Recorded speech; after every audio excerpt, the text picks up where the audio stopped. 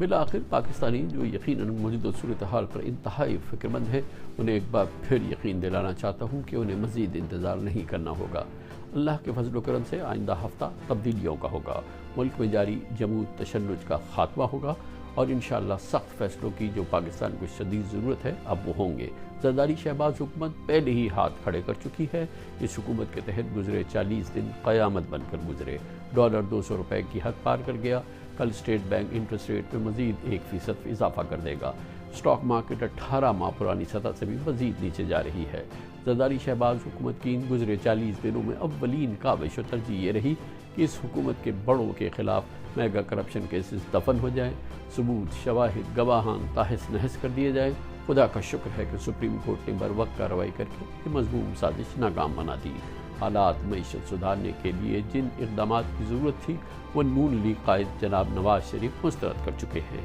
اس طرح زرداری شہباز شریف اقتدار کو طول دینے کی کاوشیں اب دم توڑ چکی ہیں۔ بہرحال اب سخت ترین فیصلوں کے لیے نگراں حکومت کی تیاری آخری مرحلے میں ہے۔ یقیناً ماہرین جیسے کہ ڈاکٹر حفیظ شیخ، رضا باقر وغیرہ پر مشتمل ایک مختصر کابینہ ہوگی جس سے سپریم کورٹ اور فوج کی حمایت حاصل ہوگی۔ نگراں حکومت کو فوری اور اشد ضروری معاشی فیصلے کرنے ہوں گے۔ اولین ترجیح پیٹرول اور ڈیزل کی قیمتوں میں کم از کم 10% فوری اضافہ ہوگا۔ ظاہر ہے بجلی کی قیمتوں میں بھی اضافہ ہوگا، مہنگائی مزید بڑھے گی۔ نگراں حکومت مگر اس کے ذریعے IMF خدشات دور کرے گی اور IMF پاکستان پروگرام جاری و ساری ہو جائے گا۔ معاشی بحالی کا عمل مکمل ہو جائے گا۔ مگر کچھ عرصے کے لیے سیاست پہ دھما چوکڑی ختم ہوگی۔ عوام بھی فی الحال چاہتے ہیں کہ سیاستدان خود بھی آرام کرے اور عوام کو بھی سکون کے چند لمحات نصیب ہوتے رہیں۔ اللہ نے چاہا تو ایک بار پھر معیشت صحیح ٹریک پر چل نکلے گی اور الیکشن پھر ہوتے رہیں گے۔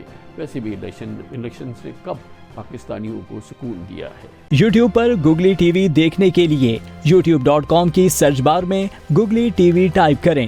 گوگلی ٹی وی کے پیج پر سرخ رنگ کے سبسکرپشن والے بٹن پر کلک کرنا نہ بھولیے۔ یوٹیوب پر اپلوڈ ہونے والی ویڈیو سے باخبر رہنے کے لیے بیل آئیکن پر کلک کیجیے۔ آپ کو ہر نئی آنے والی ویڈیو کے بارے میں نوٹیفیکیشن موصول ہو جائے گا۔